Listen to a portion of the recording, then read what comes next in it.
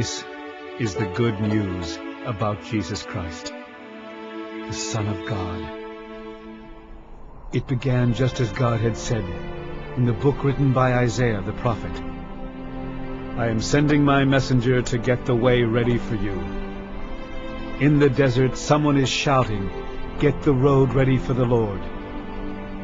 Make a straight path for him. So John the Baptist showed up in the desert and told everyone, turn back to God and be baptized. Then your sins will be forgiven. From all Judea and Jerusalem, crowds of people went to John. They told how sorry they were for their sins, and he baptized them in the Jordan River. John wore clothes made of camel's hair. He had a leather strap around his waist and ate grasshoppers and wild honey. John also told the people, someone more powerful is going to come, and I am not good enough even to stoop down and untie his sandals. I baptize you with water, but he will baptize you with the Holy Spirit. About that time, Jesus came from Nazareth in Galilee, and John baptized him in the Jordan River. As soon as Jesus came out of the water, he saw the sky open, and the Holy Spirit coming down to him like a dove. A voice from heaven said, you are my own dear Son, and I am pleased with you. Right away, God's Spirit made Jesus go into the desert. He stayed there for 40 days while Satan tested him. Jesus was with the wild animals, but angels took care of him. After John was arrested, Jesus went to Galilee and told the good news that comes from God. He said, the time has come. God's kingdom will soon be here. Turn back to God and believe the good news. As Jesus was walking along the shore of Lake Galilee, he saw Simon and his brother Andrew. They were fishermen and were casting their nets into the lake. Jesus said to them, come with me. I will teach you how to bring in people instead of fish. Right then, the two brothers dropped their nets and went with him. Jesus walked on and soon saw James and John, the sons of Zebedee. They were in a boat mending their nets. At once, Jesus asked them to come with him. They left their father in the boat with the hired workers and went with him. Jesus and his disciples went to the town of Capernaum. Then on the next Sabbath, he went into the Jewish meeting place and started teaching. Everyone was amazed at his teaching. He taught with authority, and not like the teachers of the law of Moses. Suddenly, a man with an evil spirit in him entered the meeting place and yelled, Jesus from Nazareth, what do you want with us? Have you come to destroy us? I know who you are. You are God's Holy One. Jesus told the evil spirit, be quiet. Come out of the man. The spirit shook him. Then it gave a loud shout and left. Everyone was completely surprised and kept saying to each other, what is this? It must be some new kind of powerful teaching. Even the evil spirits obey him. News about Jesus quickly spread all over Galilee. As soon as Jesus left the meeting place with James and John, they went home with Simon and Andrew. When they got there, Jesus was told that Simon's mother-in-law was sick in bed with fever. Jesus went to her. He took hold of her hand and helped her up. The fever left her, and she served them a meal. That evening, after sunset, all who were sick or had demons in them were brought to Jesus. In fact, the whole town gathered around the door of the house. Jesus healed all kinds of terrible diseases and forced out a lot of demons. But the demons knew who he was, and he did not let them speak. Very early the next morning, Jesus got up and went to a place where he could be alone and pray. Simon and the others started looking for him. And when they found him, they said, "Everyone is looking for you." Jesus replied, "We must go to the nearby towns, so that I can tell the good news to those people. This is why I have come." Then Jesus went to Jewish meeting places everywhere in Galilee, where he preached and forced out demons. A man with leprosy came to Jesus and knelt down. He begged, "You have the power to make me well, if only you wanted to." Jesus felt sorry for the man, so he put his hand on him and said, "I want to. Now you are well." At once the man's leprosy disappeared, and he was well. After Jesus strictly warned the man, he sent him on his way. He said, "Don't tell anyone about this. Just go and show the priest that you are well. Then take a gift to the temple, as Moses commanded, and everyone will know that you have been healed." The man talked about it so much and told so many people that Jesus could no longer go openly into a town. He had to stay away from the towns, but people still came to him from everywhere.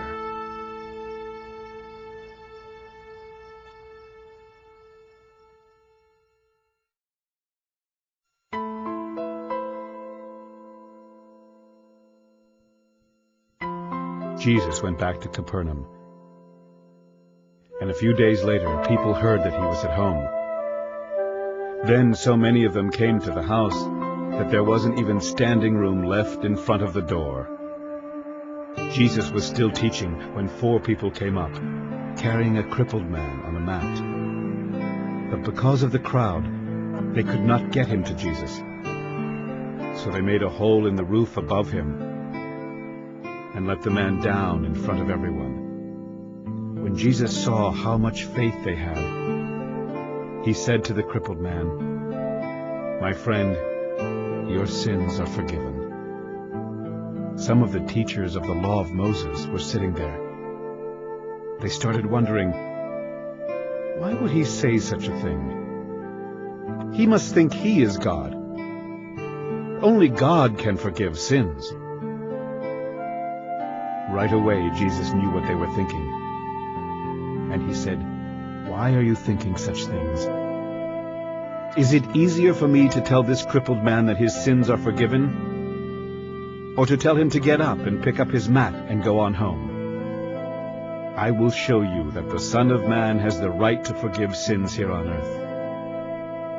So Jesus said to the man, "Get up, pick up your mat and go on home." The man got right up. He picked up his mat and went out while everyone watched in amazement. They praised God and said, "We have never seen anything like this."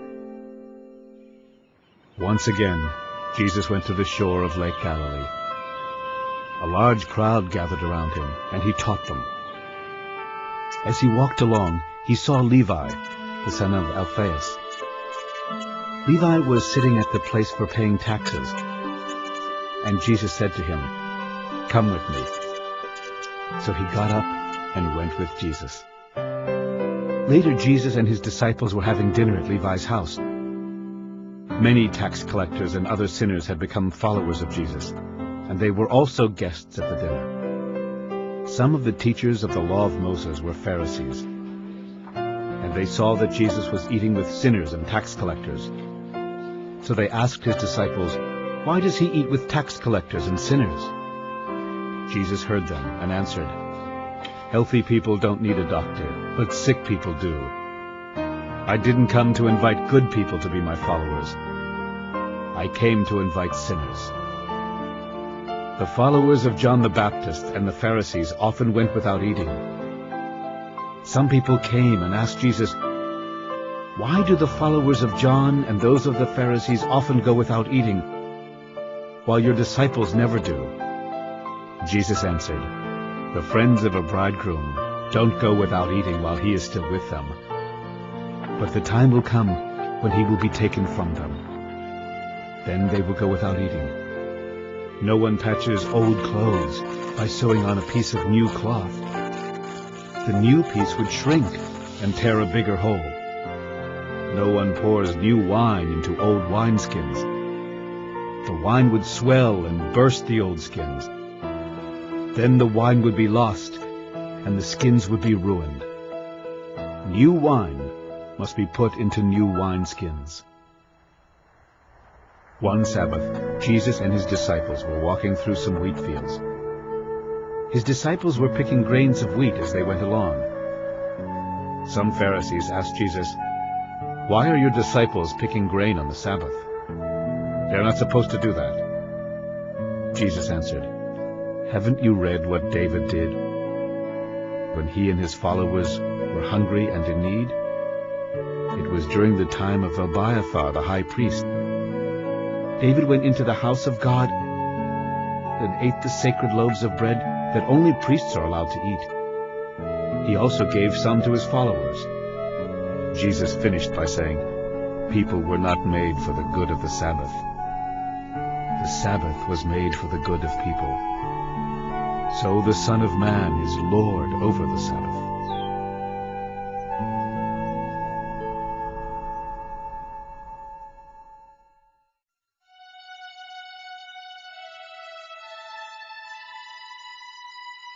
The next time that Jesus went into the meeting place, a man with a crippled hand was there. The Pharisees wanted to accuse Jesus of doing something wrong, and they kept watching to see if Jesus would heal him on the Sabbath. Jesus told the man to stand up where everyone could see him. Then he asked, "On the Sabbath, should we do good deeds or evil deeds? Should we save someone's life or destroy it?" But no one said a word. Jesus was angry as he looked around at the people, yet he felt sorry for them because they were so stubborn. Then he told the man, "Stretch out your hand." He did, and his bad hand was healed. The Pharisees left, and right away they started making plans with Herod's followers to kill Jesus. Jesus led his disciples down to the shore of the lake. Large crowds followed him from Galilee, Judea, and Jerusalem. People came from Idumea, as well as other places east of the Jordan River. They also came from the region around the cities of Tyre and Sidon. All of these crowds came because they had heard what Jesus was doing. He even had to tell his disciples to get a boat ready to keep him from being crushed by the crowds. After Jesus had healed many people, the other sick people begged him to let them touch him. And whenever any evil spirits saw Jesus, they would fall to the ground and shout, "You are the Son of God." But Jesus warned the spirits not to tell who he was. Jesus decided to ask some of his disciples to go up on a mountain with him, and they went. Then he chose 12 of them to be his apostles, so that they could be with him. He also wanted to send them out to preach and to force out demons. Simon was one of the 12, and Jesus named him Peter. There were also James and John, the 2 sons of Zebedee. Jesus called them Boanerges, which means thunderbolts. Andrew, Philip, Bartholomew, Matthew, Thomas, James, son of Alphaeus, and Thaddeus were also apostles. The others were Simon, known as the Eager One, and Judas Iscariot, who later betrayed Jesus. Jesus went back home, and once again such a large crowd gathered that there was no chance even to eat. When Jesus' family heard what he was doing, they thought he was crazy and went to get him under control. Some teachers of the law of Moses came from Jerusalem and said, "This man is under the power of Beelzebul, the ruler of demons. He is even forcing out demons with the help of Beelzebul." Jesus told the people to gather around him. Then he spoke to them in riddles and said, "How can Satan force himself out? A nation whose people fight each other won't last very long, and a family that fights won't last long either. So if Satan fights against himself, that will be the end of him. How can anyone break into the house of a strong man and steal his things unless he first ties up the strong man? Then he can take everything. I promise you that any of the sinful things you say or do can be forgiven, no matter how terrible those things are. But if you speak against the Holy Spirit, you can never be forgiven. That sin will be held against you forever." Jesus said this because the people were saying that he had an evil spirit in him. Jesus' mother and brothers came and stood outside. Then they sent someone with a message for him to come out to them. The crowd that was sitting around Jesus told him, "Your mother and your brothers and sisters are outside and want to see you." Jesus asked, "Who is my mother and who are my brothers?" Then he looked at the people sitting around him and said, "Here are my mother and my brothers. Anyone who obeys God is my brother or sister or mother."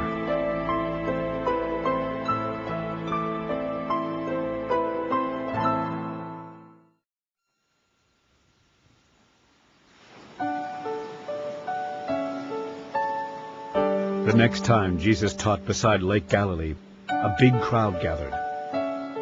It was so large that he had to sit in a boat out on the lake while the people stood on the shore.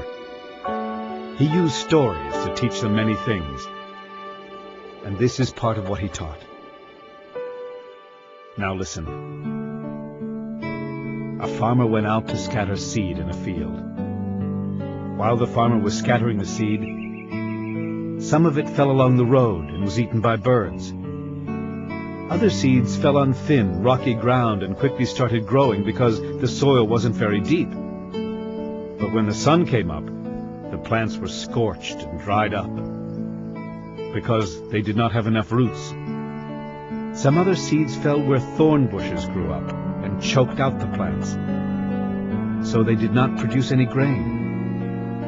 But a few seeds did fall on good ground, where the plants grew and produced 30 or 60, or even 100 times as much as was scattered.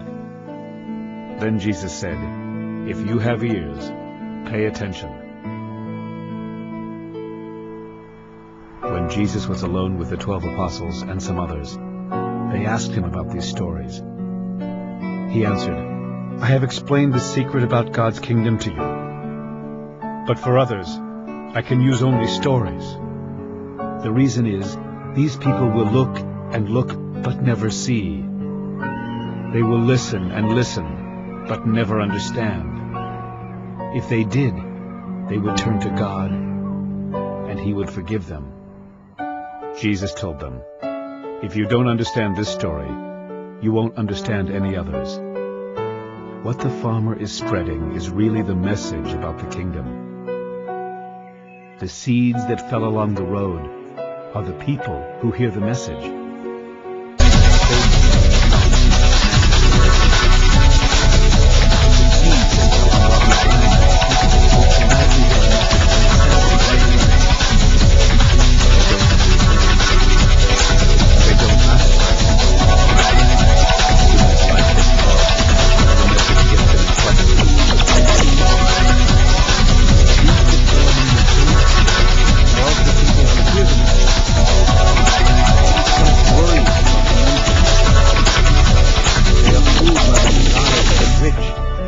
All kinds of other things. So the message gets choked out, and they never produce anything. The seeds that fell on good ground are the people who hear and welcome the message.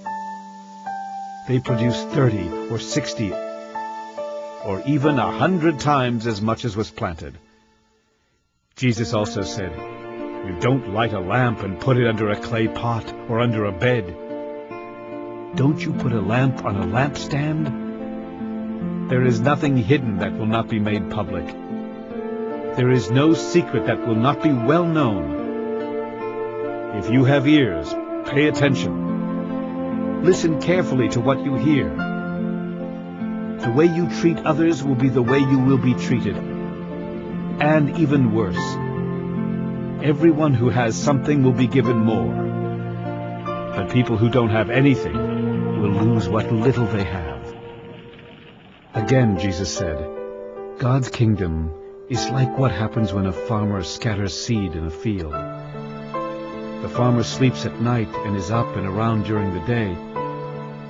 Yet the seeds keep sprouting and growing, and he doesn't understand how. It is the ground that makes the seeds sprout and grow into plants that produce grain. And when the harvest season comes and the grain is ripe, the farmer cuts it with a sickle." Finally, Jesus said, "What is God's kingdom like? What story can I use to explain it? It is like what happens when a mustard seed is planted in the ground. It is the smallest seed in all the world. But once it is planted, it grows larger than any garden plant.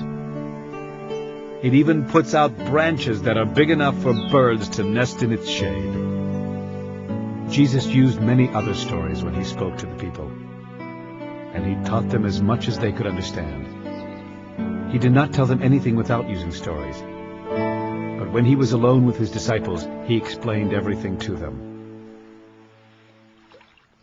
That evening, Jesus said to his disciples, "Let's cross to the east side." So they left the crowd, and his disciples started across the lake with him in the boat. Some other boats followed along.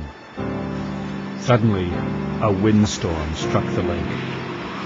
Waves started splashing into the boat, and it was about to sink. Jesus was in the back of the boat with his head on a pillow, and he was asleep. His disciples woke him and said, "Teacher, don't you care that we're about to drown?"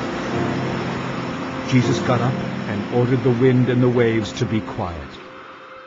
The wind stopped, and everything was calm. Jesus asked his disciples, "Why were you afraid? Don't you have any faith?" Now they were more afraid than ever, and said to each other, "Who is this? Even the wind and the waves obey him."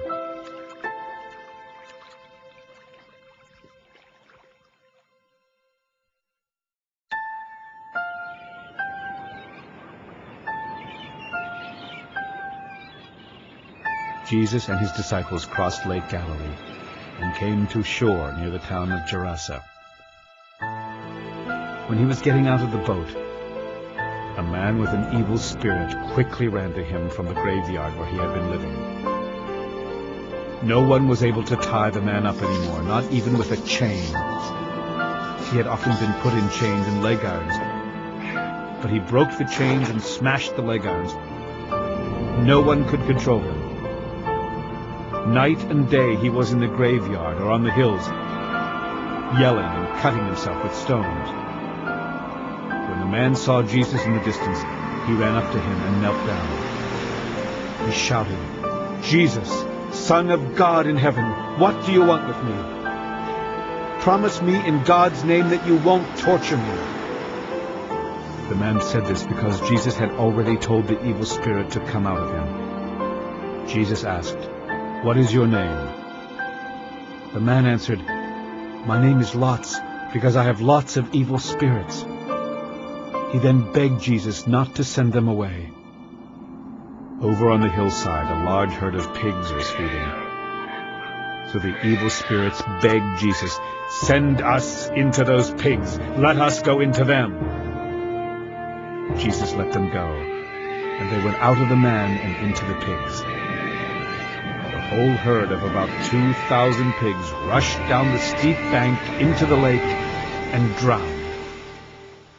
The men taking care of the pigs ran to the town and the farms to spread the news. Then the people came out to see what had happened. When they came to Jesus, they saw the man who had once been full of demons. He was sitting there with his clothes on and in his right mind, and they were terrified. Everyone who had seen what had happened told about the man and the pigs. Then the people started begging Jesus to leave their part of the country. When Jesus was getting into the boat, the man begged to go with him. But Jesus would not let him. Instead he said, "Go home to your family and tell them how much the Lord has done for you and how good he has been to you." The man went away into the region near the 10 cities known as Decapolis, and began telling everyone how much Jesus had done for him. Everyone who heard what had happened was amazed. Once again Jesus got into the boat and crossed Lake Galilee. Then as he stood on the shore, a large crowd gathered around him. The person in charge of the Jewish meeting place was also there. His name was Jairus, and when he saw Jesus, he went over to him. He knelt at Jesus' feet and started begging him for help. He said, "My daughter is about to die. Please come and touch her, so she will get well and live." Jesus went with Jairus. Many people followed along and kept crowding around. In the crowd was a woman who had been bleeding for 12 years. She had gone to many doctors, and they had not done anything except cause her a lot of pain. She had paid them all the money she had, but instead of getting better, she only got worse. The woman had heard about Jesus, so she came up behind him in the crowd and barely touched his clothes. She had said to herself, "If I can just touch his clothes, I will get well." As soon as she touched them, her bleeding stopped, and she knew she was well. At that moment, Jesus felt power go out from him. He turned to the crowd and asked, "Who touched my clothes?" His disciples said to him, "Look at all these people crowding around you. How can you ask who touched you?" But Jesus turned to see who had touched him. The woman knew what had happened to her. She came shaking with fear and knelt down in front of Jesus. Then she told him the whole story. Jesus said to the woman, "You are now well because of your faith. May God give you peace. You are healed, and you will no longer be in pain." While Jesus was still speaking, some men came from Jairus' home and said, "Your daughter has died. Why bother the teacher anymore?" Jesus heard what they said, and he said to Jairus, "Don't worry, just have faith." Jesus did not let anyone go with him except Peter and the 2 brothers, James and John. They went home with Jairus and saw the people crying and making a lot of noise. Then Jesus went inside and said to them, "Why are you crying and carrying on like this? The child isn't dead. She's just asleep." But the people laughed at him. After Jesus had sent them all out of the house, he took the girl's father and mother and his 3 disciples and went to where she was. He took the 12-year-old girl by the hand and said, "Talitha kum," which means, "Little girl, get up." The girl got right up and started walking around. Everyone was greatly surprised. But Jesus ordered them not to tell anyone what had happened. Then he said, "Give her something to eat."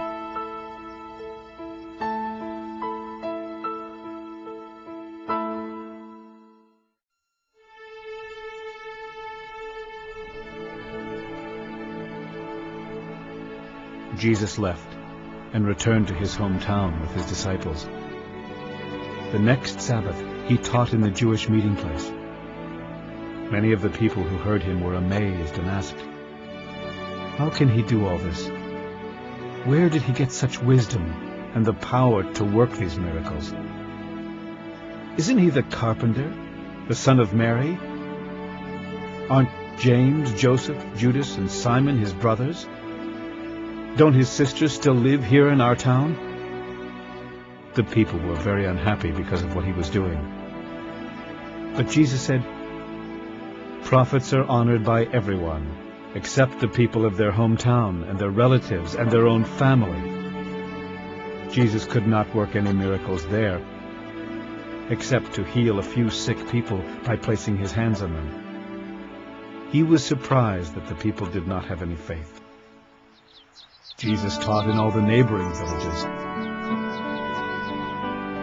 Then he called together his 12 apostles and sent them out 2 by 2 with power over evil spirits.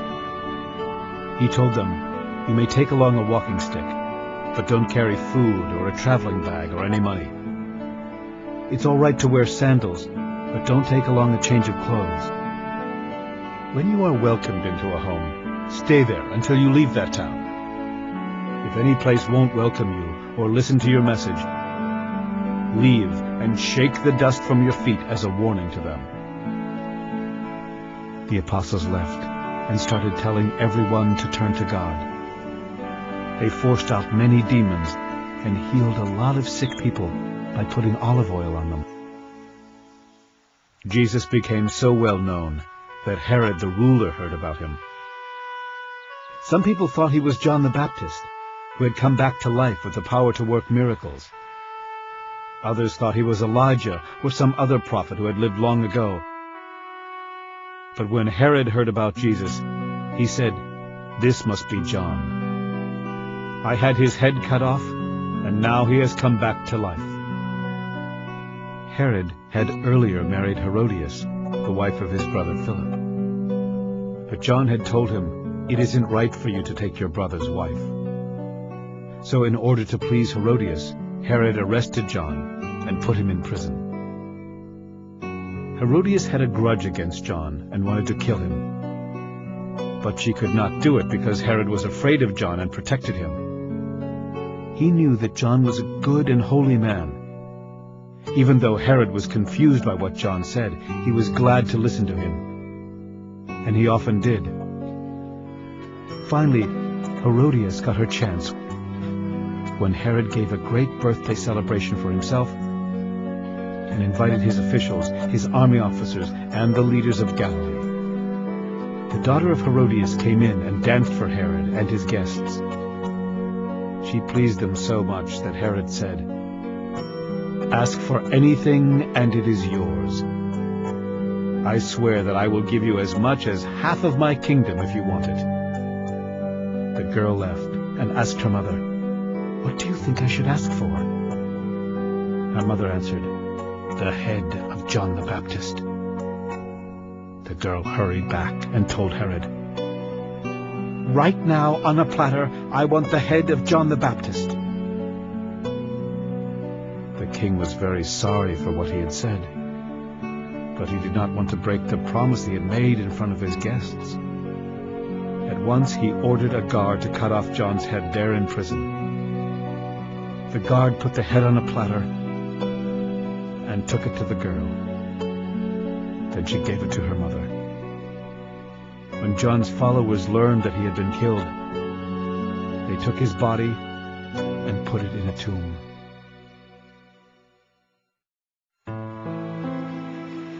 After the apostles returned to Jesus, they told him everything they had done and taught. But so many people were coming and going that Jesus and the apostles did not even have a chance to eat. Then Jesus said, "Let's go to a place where we can be alone and get some rest." They left in a boat for a place where they could be alone. But many people saw them leave and figured out where they were going. So people from every town ran on ahead and got there first. When Jesus got out of the boat, he saw the large crowd that was like sheep without a shepherd. He felt sorry for the people and started teaching them many things. That evening, the disciples came to Jesus and said, "This place is like a desert, and it is already late. Let the crowds leave, so they can go to the farms and villages near here and buy something to eat." Jesus replied, "You give them something to eat." But they asked him, "Don't you know that it would take almost a year's wages to buy all of these people something to eat?" Then Jesus said, "How much bread do you have? Go and see." They found out and answered, "We have 5 small loaves of bread and 2 fish." Jesus told his disciples to have the people sit down on the green grass. They sat down in groups of 100 and groups of 50. Jesus took the 5 loaves and the 2 fish. He looked up toward heaven and blessed the food. Then he broke the bread and handed it to his disciples to give to the people. He also divided the 2 fish so that everyone could have some. After everyone had eaten all they wanted, Jesus' disciples picked up 12 large baskets of leftover bread and fish. There were 5,000 men who ate the food. Right away, Jesus made his disciples get into the boat and start back across to Bethsaida. But he stayed until he had sent the crowds away. Then he told them goodbye and went up on the side of the mountain to pray. Later that evening, he was still there by himself, and the boat was somewhere in the middle of the lake. He could see that the disciples were struggling hard because they were rowing against the wind. Not long before morning, Jesus came toward them. He was walking on the water and was about to pass the boat. When the disciples saw Jesus walking on the water, they thought he was a ghost, and they started screaming. All of them saw him and were terrified. But at the same time he said, "Don't worry. I am Jesus. Don't be afraid." He then got into the boat with them, and the wind died down. The disciples were completely confused. Their minds were closed, and they could not understand the true meaning of the loaves of bread. Jesus and his disciples crossed the lake and brought the boat to shore near the town of Gennesaret. As soon as they got out of the boat, the people recognized Jesus. So they ran all over that part of the country to bring their sick people to him on mats.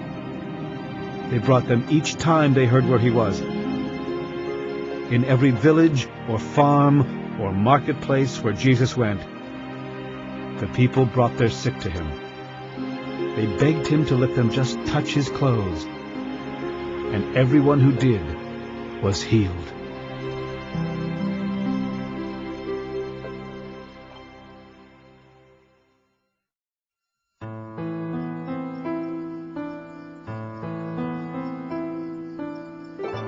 Some Pharisees and several teachers of the law of Moses from Jerusalem came and gathered around Jesus. They noticed that some of his disciples ate without first washing their hands. The Pharisees and many others obey the teachings of their ancestors. They always wash their hands in the proper way before eating. None of them will eat anything they buy in the market until it is washed. They also follow a lot of other teachings, such as washing cups, pitchers, and bowls. The Pharisees and teachers asked Jesus, "Why don't your disciples obey what our ancestors taught us to do? Why do they eat without washing their hands?" Jesus replied, "You are nothing but show-offs. The prophet Isaiah was right when he wrote that God had said, 'All of you praise me with your words, but you never really think about me.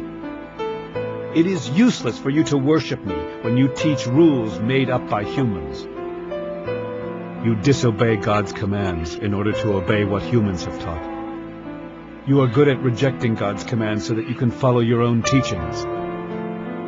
Didn't Moses command you to respect your father and mother?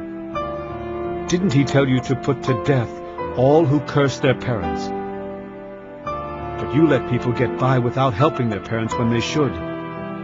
You let them say that what they own has been offered to God. You won't let those people help their parents. And you ignore God's commands in order to follow your own teaching. You do a lot of other things that are just as bad. Jesus called the crowd together again and said, "Pay attention and try to understand what I mean. The food that you put into your mouth doesn't make you unclean and unfit to worship God. The bad words that come out of your mouth are what make you unclean." After Jesus and his disciples had left the crowd and had gone into the house, they asked him what these sayings meant. He answered, "Don't you know what I am talking about by now? You surely know that the food you put into your mouth cannot make you unclean. It doesn't go into your heart, but into your stomach, and then out of your body."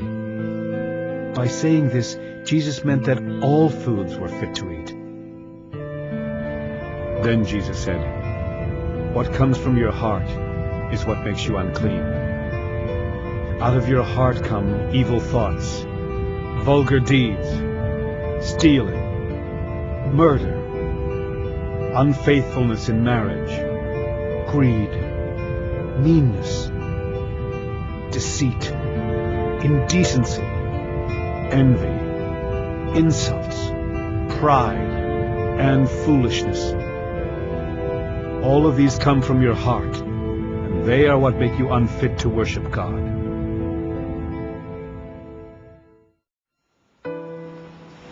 Jesus left and went to the region near the city of Tyre, where he stayed in someone's home. He did not want people to know he was there, but they found out anyway. A woman whose daughter had an evil spirit in her heard where Jesus was, and right away she came and knelt down at his feet. The woman was Greek and had been born in that part of Syria known as Phoenicia. She begged Jesus to force the demon out of her daughter. But Jesus said, "The children must first be fed. It isn't right to take away their food and feed it to dogs." The woman replied, "Lord, even dogs eat the crumbs that children drop from the table." Jesus answered, "That's true. You may go now. The demon has left your daughter." When the woman got back home, she found her child lying on the bed. The demon had gone. Jesus left the region around Tyre and went by way of Sidon toward Lake Galilee. He went through the land near the 10 cities known as Decapolis. Some people brought to him a man who was deaf and could hardly talk. They begged Jesus just to touch him. After Jesus had taken him aside from the crowd, he stuck his fingers in the man's ears. Then he spit and put it on the man's tongue. Jesus looked up toward heaven, and with a groan he said, "Ephphatha," which means, "Open up." At once the man could hear, and he had no more trouble talking clearly. Jesus told the people not to say anything about what he had done. But the more he told them, the more they talked about it. They were completely amazed and said, "Everything he does is good. He even heals people who cannot hear or talk."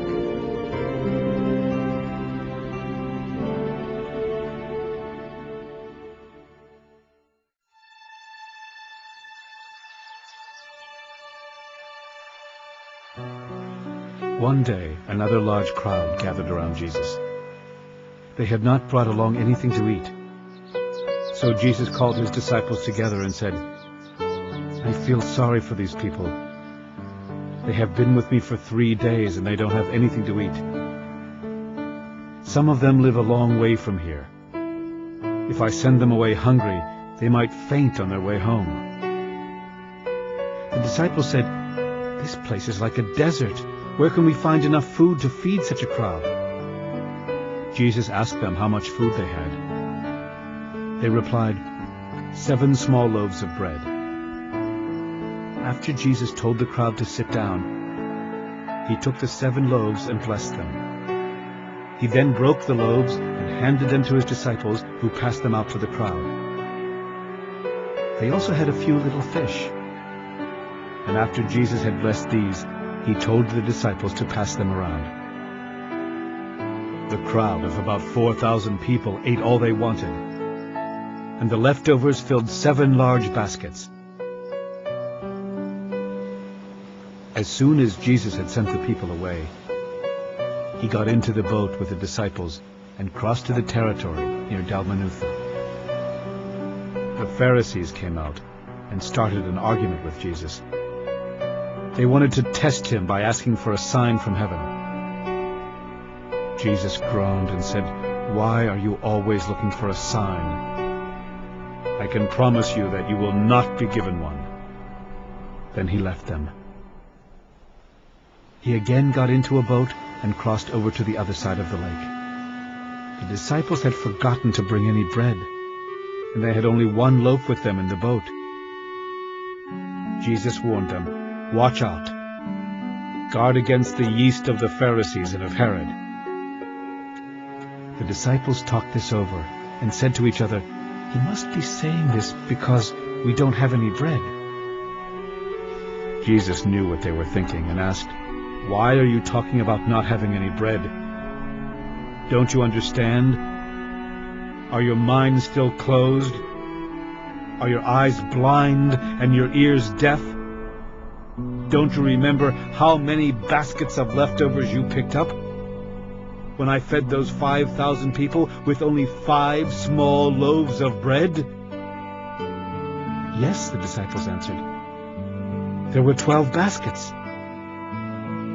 Jesus then asked, "And how many baskets of leftovers did you pick up when I broke 7 small loaves of bread for those 4,000 people?" "7," they answered. "Don't you know what I'm talking about by now?" Jesus asked. As Jesus and his disciples were going into Bethsaida, some people brought a blind man to him and begged him to touch the man. Jesus took him by the hand and led him out of the village, where he spit into the man's eyes. He placed his hands on the blind man and asked him if he could see anything. The man looked up and said, "I see people, but they look like trees walking around." Once again, Jesus placed his hands on the man's eyes. And this time the man stared. His eyes were healed, and he saw everything clearly. Jesus said to him, "You may return home now, but don't go into the village."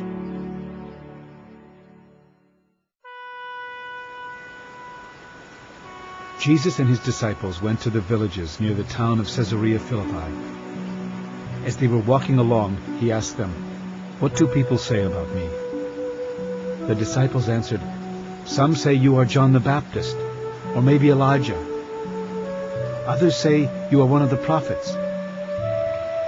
Then Jesus asked them, "But who do you say I am?" "You are the Messiah," Peter replied. Jesus warned the disciples not to tell anyone about him. Jesus began telling his disciples what would happen to him. He said, "The nation's leaders, the chief priests, and the teachers of the law of Moses will make the Son of Man suffer terribly. He will be rejected and killed. But 3 days later, he will rise to life." Then Jesus explained clearly what he meant. Peter took Jesus aside and told him to stop talking like that. But when Jesus turned and saw the disciples, he corrected Peter. He said to him, "Satan, get away from me. You are thinking like everyone else, and not like God." Jesus then told the crowd and the disciples to come closer, and he said, "If any of you want to be my followers, you must forget about yourself. You must take up your cross and follow me. If you want to save your life, you will destroy it. But if you give up your life for me, and for the good news, you will save it.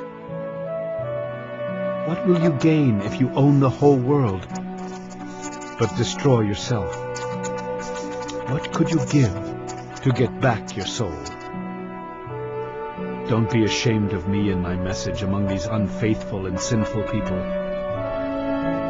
If you are, the Son of Man will be ashamed of you when he comes in the glory of his Father with the holy angels.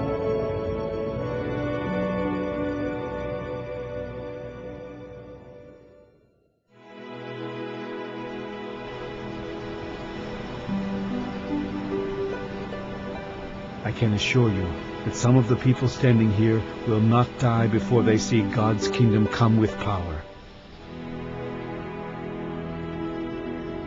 6 days later, Jesus took Peter, James, and John with him. They went up on a high mountain where they could be alone. There in front of the disciples, Jesus was completely changed, and his clothes became much whiter than any bleach on earth could make them. Then Moses and Elijah were there, talking with Jesus. Peter said to Jesus, "Teacher, it is good for us to be here. Let us make 3 shelters, one for you, one for Moses, and one for Elijah." But Peter and the others were terribly frightened, and he did not know what he was talking about. The shadow of a cloud passed over and covered them. From the cloud a voice said, "This is my Son, and I love him. Listen to what he says." At once the disciples looked around, but they saw only Jesus. As Jesus and his disciples were coming down the mountain, he told them not to say a word about what they had seen until the Son of Man had been raised from death. So they kept it to themselves, but they wondered what he meant by the words, "raised from death." The disciples asked Jesus, "Don't the teachers of the law of Moses say that Elijah must come before the Messiah does?" Jesus answered, "Elijah certainly will come to get everything ready. But don't the Scriptures also say that the Son of Man must suffer terribly and be rejected? I can assure you that Elijah has already come, and people treated him just as they wanted to, as the Scriptures say they would." When Jesus and his 3 disciples came back down, they saw a large crowd around the other disciples. The teachers of the law of Moses were arguing with them. The crowd was really surprised to see Jesus, and everyone hurried over to greet him. Jesus asked, "What are you arguing about?" Someone from the crowd answered, "Teacher, I brought my son to you. A demon keeps him from talking. Whenever the demon attacks my son, it throws him to the ground and makes him foam at the mouth and grit his teeth in pain. Then he becomes stiff. I asked your disciples to force out the demon, but they couldn't do it."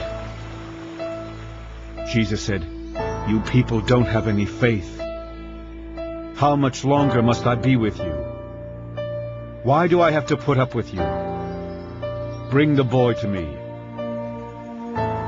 They brought the boy, and as soon as the demon saw Jesus, it made the boy shake all over. He fell down and began rolling on the ground and foaming at the mouth. Jesus asked the boy's father, "How long has he been like this?" The man answered, "Ever since he was a child. The demon has often tried to kill him by throwing him into a fire or into water. Please have pity and help us if you can." Jesus replied, "Why do you say 'if you can'? Anything is possible for someone who has faith." Right away the boy's father shouted, "I do have faith. Please help me to have even more." When Jesus saw that a crowd was gathering fast, he spoke sternly to the evil spirit that had kept the boy from speaking or hearing. He said, I order you to come out of the boy. Don't ever bother him again. The spirit screamed and made the boy shake all over. Then it went out of him. The boy looked dead, and almost everyone said he was. But Jesus took hold of his hand and helped him stand up. After Jesus and the disciples had gone back home and were alone, they asked him, "Why couldn't we force out that demon?" Jesus answered, "Only prayer can force out that kind of demon." Jesus left with his disciples and started through Galilee. He did not want anyone to know about it, because he was teaching the disciples that the Son of Man would be handed over to people who would kill him.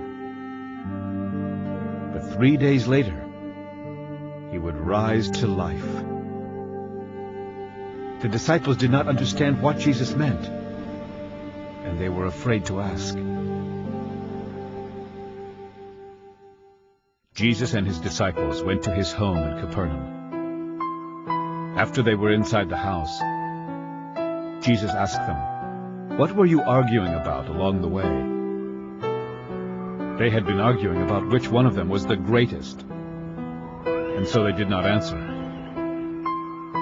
After Jesus sat down and told the 12 disciples to gather around him, he said, "If you want the place of honor, you must become a slave and serve others."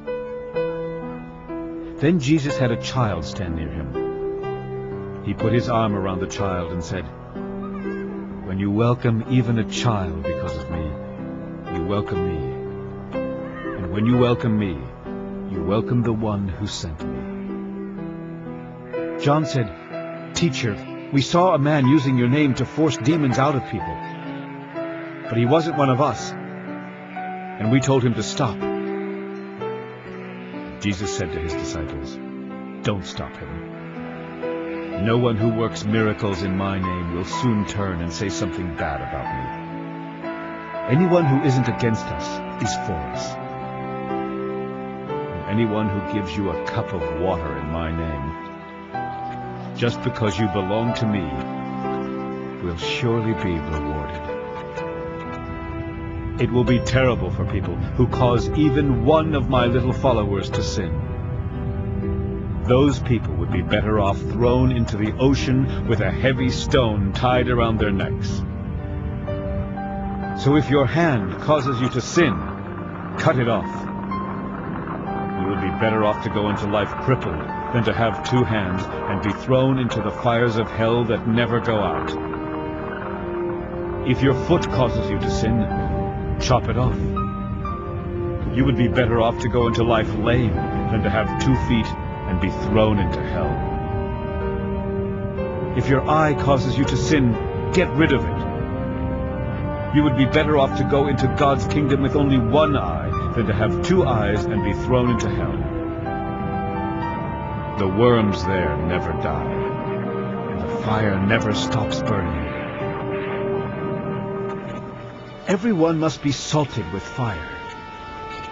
Salt is good, but if it no longer tastes like salt, how can it be made salty again? Have salt among you, and live at peace with each other.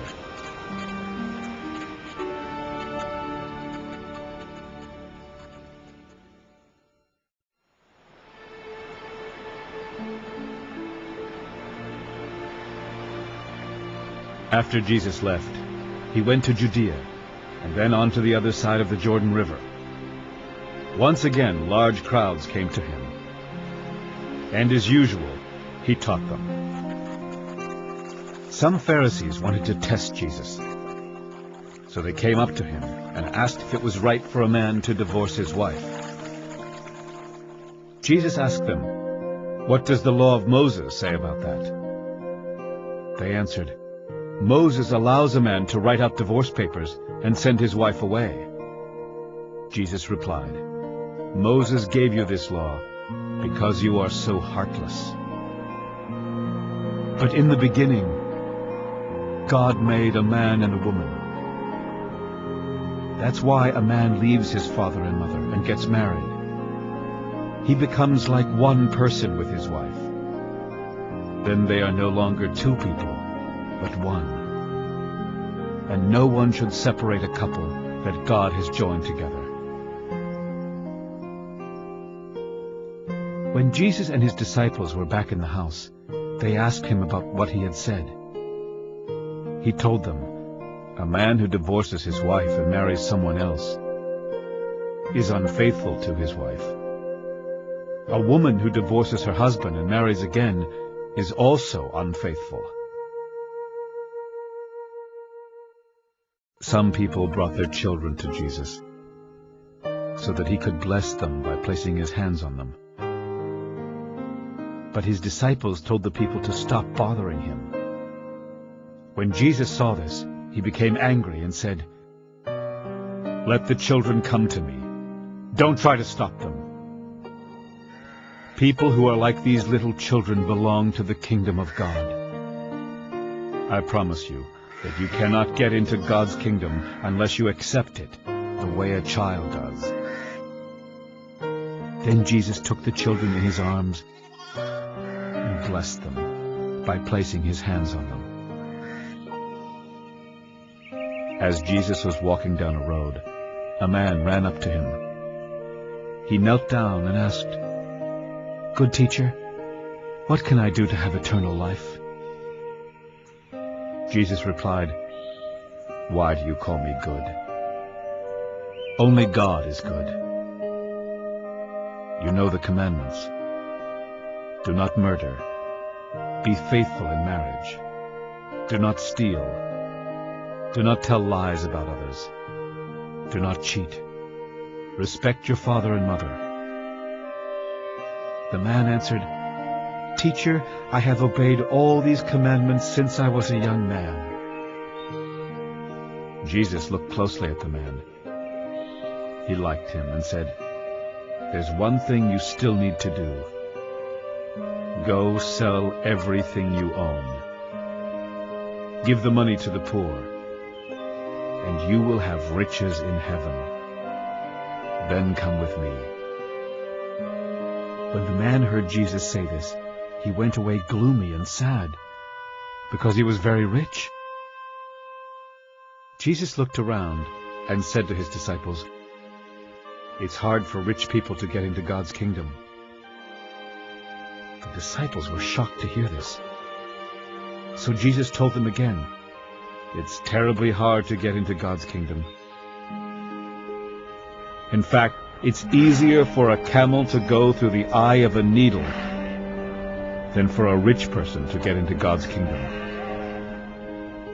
Jesus' disciples were even more amazed. They asked each other, "How can anyone ever be saved?" Jesus looked at them and said, "There are some things that people cannot do, but God can do anything." Peter replied, "Remember, we left everything to be your followers." Jesus told him, "You can be sure that anyone who gives up home, or brothers or sisters, or mother or father, or children or land for me and for the good news will be rewarded. In this world they will be given 100 times as many houses, and brothers and sisters and mothers and children and pieces of land, though they will also be mistreated.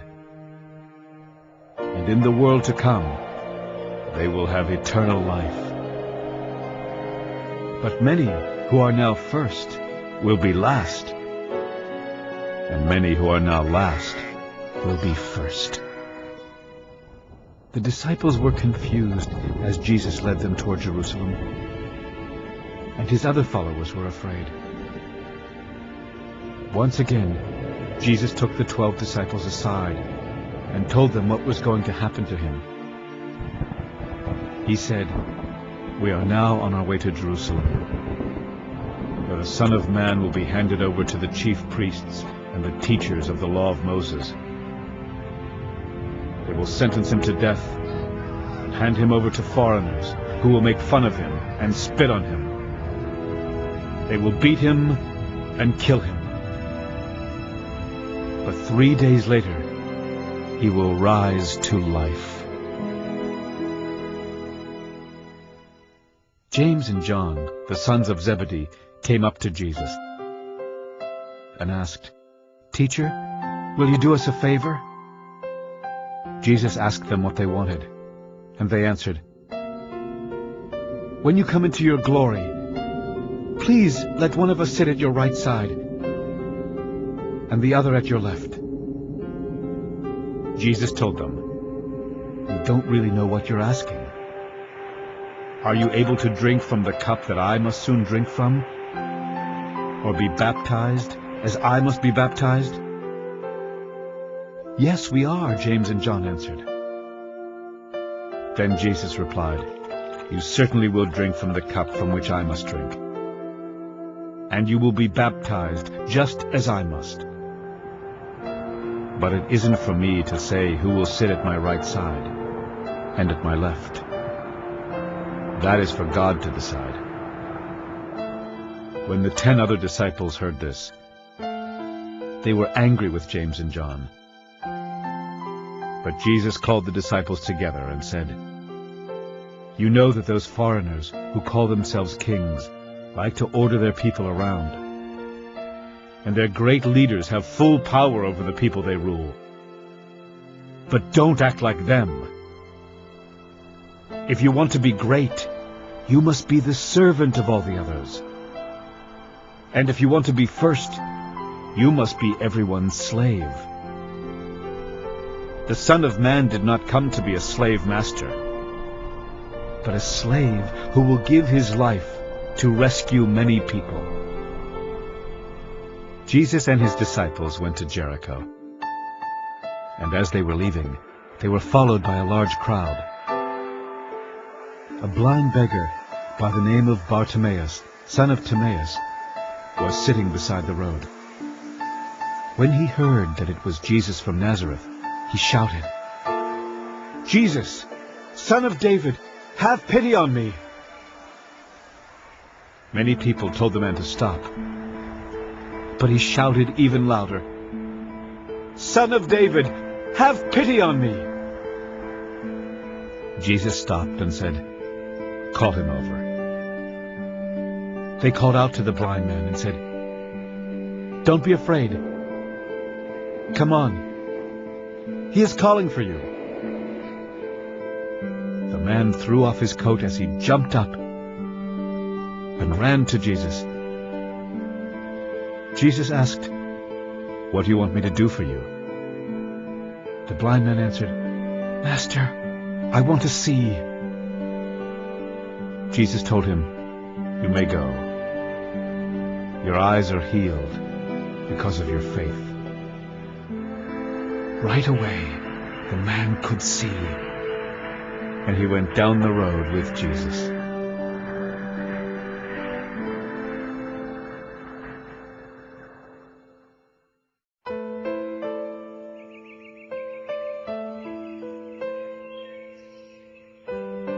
Jesus and his disciples reached Bethphage and Bethany near the Mount of Olives. When they were getting close to Jerusalem, Jesus sent 2 of them on ahead.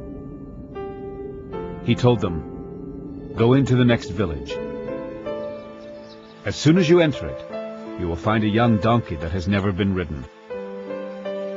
Untie the donkey and bring it here. If anyone asks why you are doing that, say, 'The Lord needs it, and will soon bring it back.'" The disciples left and found the donkey, tied near a door that faced the street.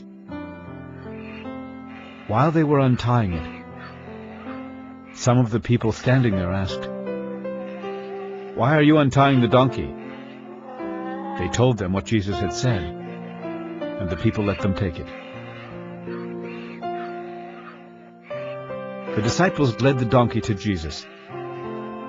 They put some of their clothes on its back, and Jesus got on. Many people spread clothes on the road, while others went to cut branches from the fields. In front of Jesus and behind him, people went along shouting, "Hooray!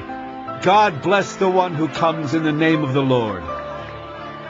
God bless the coming kingdom of our ancestor David. Hooray for God in heaven above."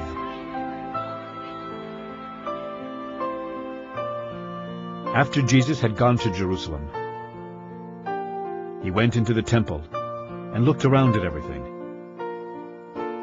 But since it was already late in the day, he went back to Bethany with the 12 disciples. When Jesus and his disciples left Bethany the next morning, he was hungry.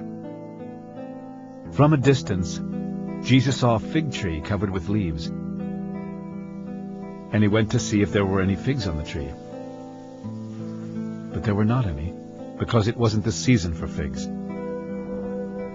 So Jesus said to the tree, "Never again will anyone eat fruit from this tree."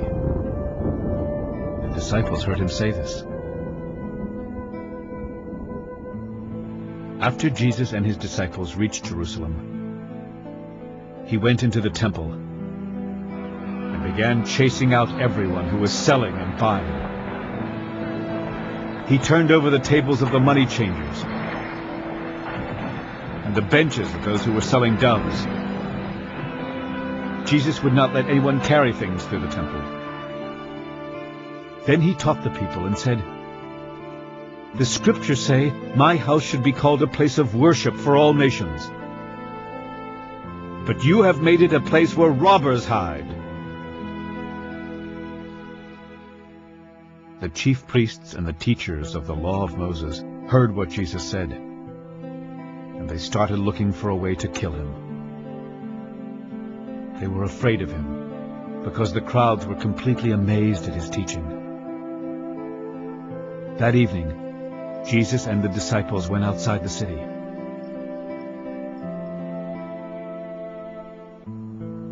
As the disciples walked past the fig tree the next morning, they noticed that it was completely dried up, roots and all. Peter remembered what Jesus had said to the tree. Then Peter said, "Teacher, look. The tree you put a curse on has dried up." Jesus told his disciples, "Have faith in God. If you have faith in God and don't doubt, you can tell this mountain to get up and jump into the sea, and it will. Everything you ask for in prayer will be yours, if you only have faith. Whenever you stand up to pray, you must forgive what others have done to you. Then your Father in heaven will forgive your sins." Jesus and his disciples returned to Jerusalem. And as he was walking through the temple, the chief priests, the nation's leaders, and the teachers of the law of Moses came over to him. They asked, "What right do you have to do these things? Who gave you this authority?" Jesus answered, "I have just one question to ask you. If you answer it, I will tell you where I got the right to do these things. Who gave John the right to baptize? Was it God in heaven, or merely some human being?" They thought it over and said to each other, "We can't say that God gave John this right. Jesus will ask us why we didn't believe John.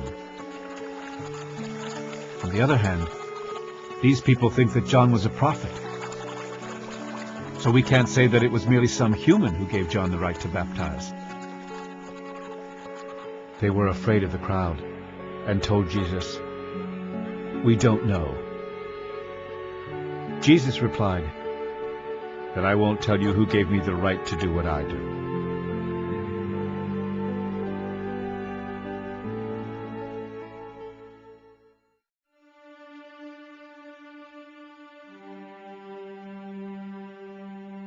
Jesus then told them this story. A farmer once planted a vineyard. He built a wall around it and dug a pit to crush the grapes in. He also built a lookout tower. Then he rented out his vineyard and left the country. When it was harvest time, he sent a servant to get his share of the grapes. The renters grabbed the servant. They beat him up and sent him away without a thing. The owner sent another servant, but the renters beat him on the head and insulted him terribly. Then the man sent another servant, and they killed him. He kept sending servant after servant. They beat some of them and killed others. The owner had a son he loved very much. Finally, he sent his son to the renters because he thought they would respect him. But they said to themselves, "Someday he will own this vineyard. Let's kill him. That way we can have it all for ourselves." So they grabbed the owner's son and killed him. Then they threw his body out of the vineyard. Jesus asked, "What do you think the owner of the vineyard will do?" "He will come and kill those renters and let someone else have his vineyard."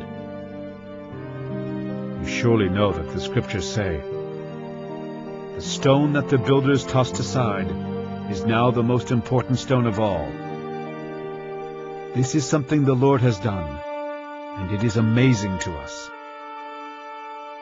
The leaders knew that Jesus was really talking about them, and they wanted to arrest him. But because they were afraid of the crowd, they let him alone and left.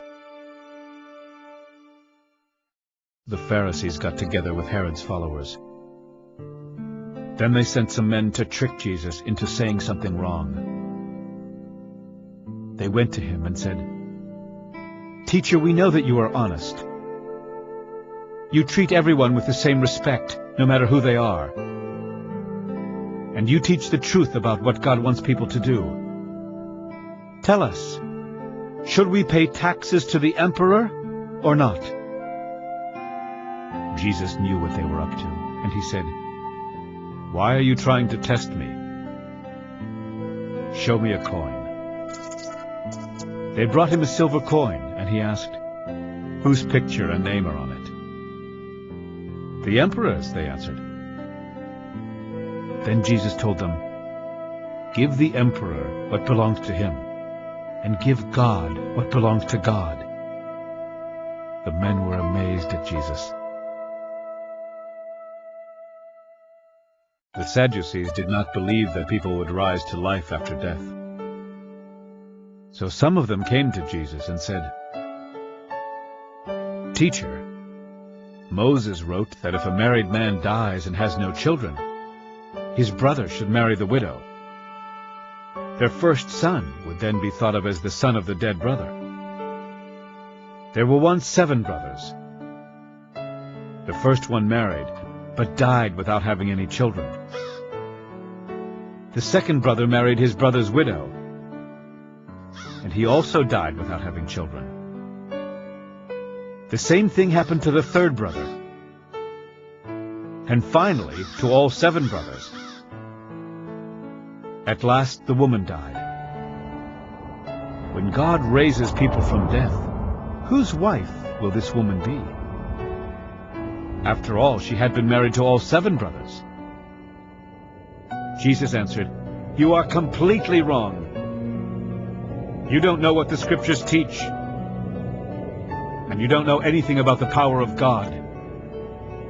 When God raises people to life, they won't marry. They will be like the angels in heaven. You surely know about people being raised to life. You know that in the story about Moses and the burning bush, God said, 'I am the God worshipped by Abraham, Isaac, and Jacob.'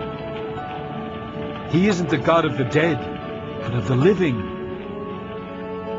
You Sadducees are all wrong." One of the teachers of the law of Moses came up while Jesus and the Sadducees were arguing. When he heard Jesus give a good answer, he asked him, "What is the most important commandment?"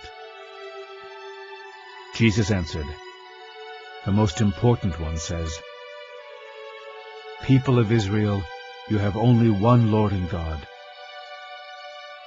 You must love him with all your heart, soul, mind, and strength.'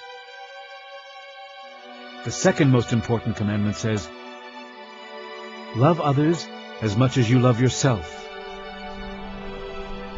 No other commandment is more important than these." The man replied, "Teacher, you are certainly right to say there is only one God. It is also true that we must love God with all our heart, mind, and strength, and that we must love others as much as we love ourselves. These commandments are more important than all the sacrifices and offerings that we could possibly make."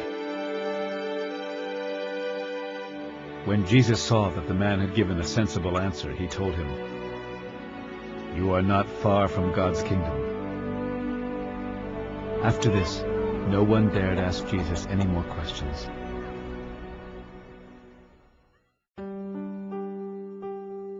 As Jesus was teaching in the temple, he said, "How can the teachers of the law of